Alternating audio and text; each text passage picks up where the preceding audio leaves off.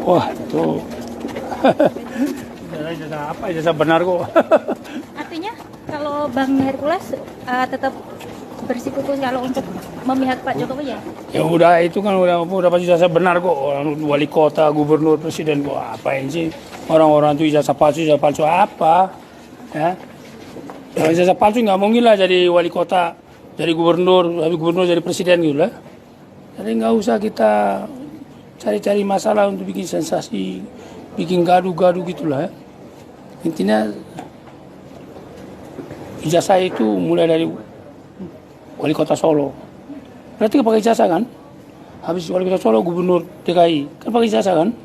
Habis gubernur DKI gubernur, kan pakai ijazah kan?